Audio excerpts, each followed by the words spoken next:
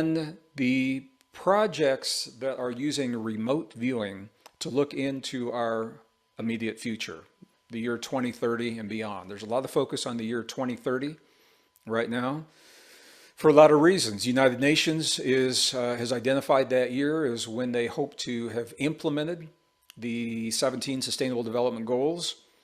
You may have seen in some of the other videos that I've offered my feeling about those goals.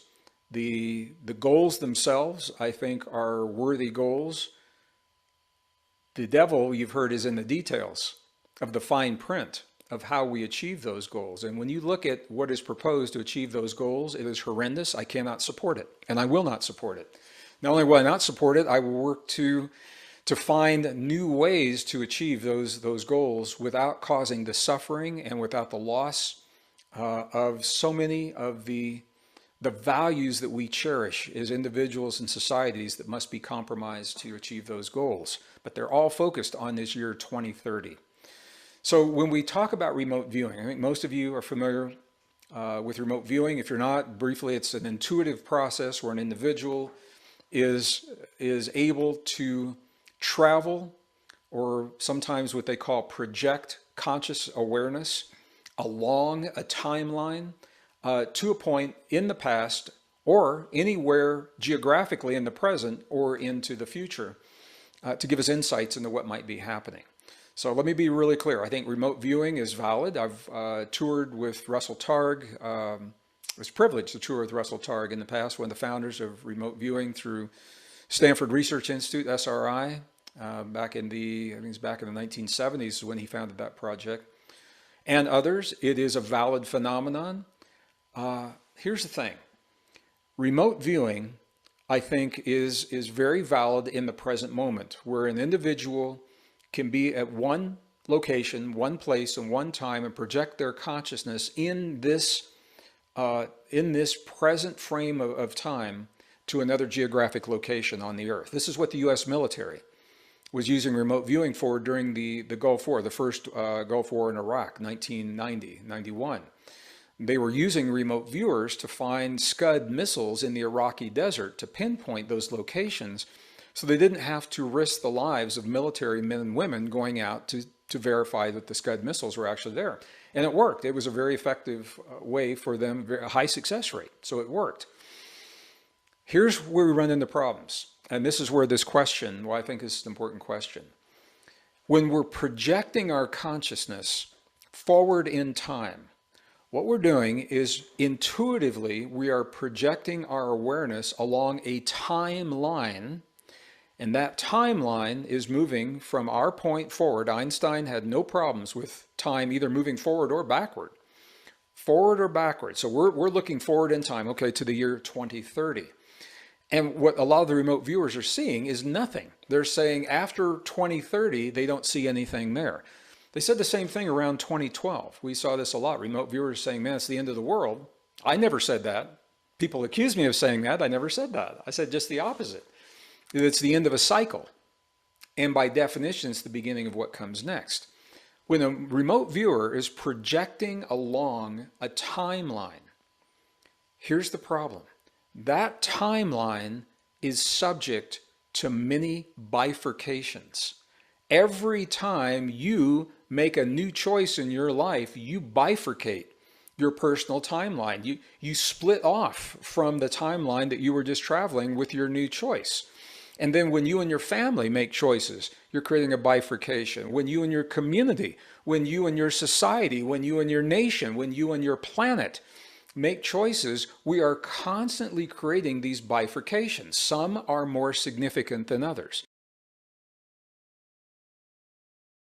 When you and your community, when you and your society, when you and your nation, when you and your planet make choices, we are constantly creating these bifurcations. Some are more significant than others.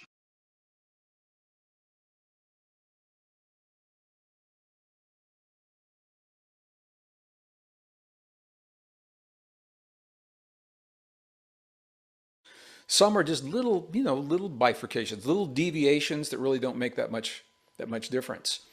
If you stay in the same relationship you're in now and you're in that relationship in 2030, that's one timeline. If you in that relationship and choose a new one, that's a bifurcation. How significant that bifurcation is determined by the choices that lead to the new partnership or the new relationship. And the same can be said for our nation, and the same can be said for the planet. So the danger and the drawback of relying upon remote viewing to tell us what's going to happen and then reacting to that, where people are saying, we don't see anything after 2030, must mean it's the end of the world, must mean there's a big war, must mean it's all over. People get frightened. I know people that are running up debt that they feel they won't have to pay in the next 9 years between now and 2030, or they're selling their family farms, or they're making big life choices based upon what they are interpreting from these stories of remote viewers. So I think remote viewing is useful. It can be a guideline. And if a remote viewer sees nothing beyond the year 2030, I would take that to mean that we're all in for a big change, and we already know that. We're on the road to a big change right now. We're living a convergence of natural rhythms and cycles that our society has been reluctant to embrace, to talk about. Even when I was in school, nobody wanted to talk about it. We're living a cycle of climate shift. It's a natural rhythm, natural cycle. If we weren't here, we would still be living this cycle. We're adding to it, but we didn't cause it. So we are living this climate rift, number one. We are living a natural cycle of economic change. It's coming up for us right now. It doesn't mean that it has to be bad. It's how the powers that be maneuver within these cycles. So we can do really good things, or we can do really terrible things. Is it based on greed, or is it based on love? Is it based upon the recognition that the convergence of cycles opens the door to new opportunities where we can serve one another in really beautiful ways, or we can raise the standard of living for every human on the face of the earth without taxing our resources in the ways that we have in the past? We have the technology to do that. We have the technology to bring electricity to every man, woman, and child in every community, in every society that wants it. Not all societies want electricity, but for those that do, we can do it without burning any fossil fuels. We've had that technology for over 70 years. If the powers that be were serious about eliminating CO2, they would embrace those technologies. They have not as of yet. I think they will in the near future. And this is no secret. We know this. We know this. The key is the third cycle that's converging now is a cycle of conflict. Now, this is really interesting for me. I had the opportunity, many of you have seen the videos, with my dear friend, my brother, my colleague, my spiritual brother, my colleague, Dr. Bruce Lipton. And we were invited to speak at the United Nations a few years ago about what we saw coming in the years ahead between 2015 and 2030. What do we see happening in those years? I shared with them what I'm sharing now and all the graphs that go with it. I've talked about this so many times, people felt like I was being redundant, so I didn't put a lot of the graphs here, but you've seen on these YouTube videos, you've seen me talk about in live programs, you've seen it on Gaia TV, the Missing Links series, you've seen the graphs, where we're living this cycle where the climate change is converging with the economic change that is converging with a cycle of conflict.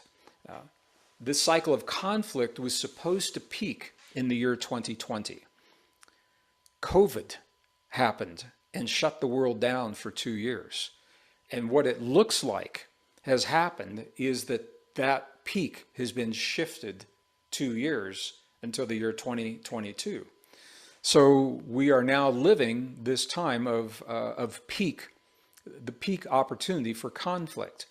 Now, when we shared this with the UN, they were surprised. They said, how come we've never heard of this? Doesn't conflict just happen spontaneously? Don't wars just happen when they happen? And the answer is, well, they can, but there is a rhythm. And what we see is there are 56-year cycles, there are 17.7-year cycles, and many of these cycles are driven by our relationship to the sun, interestingly enough. Now, for some people, that sounds pretty out there, but I tell you, the U.S. military is really on board with what I'm sharing with you here. And the Institute of Heart Math has done a lot of the research showing us that the cycles of the sun influence magnetic fields of the Earth. Cycles of the sun are driven by the ebb and flow of the sun's magnetic fields. There are many magnetic fields on the sun. That's what the sunspots are. Each sunspot is a magnetic field. It's a little magnetic disturbance. And when those magnetic fields are strong and the magnetic fields of the Earth are strong, we are less aggressive. We are more cooperative. This happens in your family, in your relationships. This happens in your workplace, happens between nations. We are much more willing to work together and cooperate to solve our problems. When the magnetic fields are weak, the opposite of all that is true. What's happening now is we are in a relatively weak magnetic field. We're in between solar cycles. We are now in a new solar cycle ramping up to a peak, but we're still at a low point in the current solar cycle. And those solar cycles also influence climate change as well. So we are living a time where we are vulnerable. We are susceptible to conflict, but it doesn't mean we have to be driven by these cycles. If we're aware of them, if we know that these are happening, then we can use these times of vulnerability as opportunities for peace and cooperation. And what the cycles show very clearly is that the greatest periods of conflict, as well as the greatest times of peace, the greatest opportunities of war and the greatest opportunities of peace, come at the peaks and the valleys of where we are with the solar cycles and conflict. So you can see that the beginning of World War I, beginning of World War II, the end of World War I, the end of World War II, all of those are at the peaks and the valleys. And where we are right now is we are at a peak where we are most vulnerable. We can get through this year, 2022, we begin to go down to become less and less vulnerable. So what this says to me, and this is what we share with the UN, if you know you're in these cycles, and you are conscious that these cycles may influence choices that we make, and that is the opportunity to do a number of things when it comes to conflict. And this is true for you and your family and the people you share your home with, under your roof, and your most intimate moments, and it's true between nations.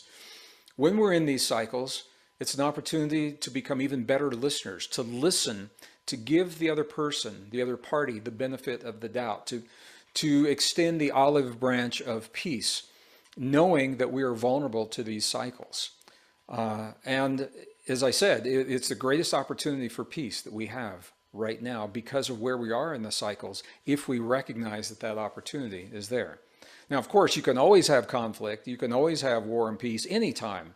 What I'm saying is the deck is stacked in our favor during the peaks, the ebbs and the flows of these cycles. So the fact that all three of these cycles are converging, climate, economy, and conflict, it is a perfect storm, a perfect recipe for change. Big, big change. This isn't the little stuff. This isn't the fluffy stuff. I mean, this is the big change.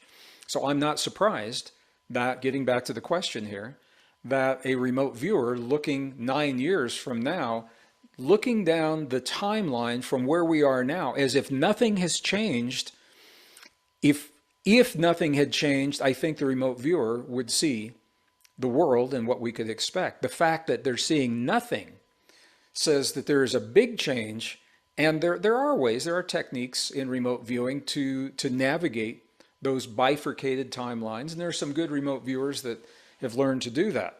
Some of the ones we're seeing on YouTube, I don't know that that's the case. I don't know that it's not, but I don't know that that's the case. And the fact that they're seeing nothing, publicizing that, people are frightened by what they read into that. And that's why I wanted to answer this question and share this with you. It doesn't necessarily mean it's the end of the world. It could be the end of that timeline. And the choices, man, we're making choices right and left today. The choices that we're making are causing the bifurcations that lead us away from that timeline.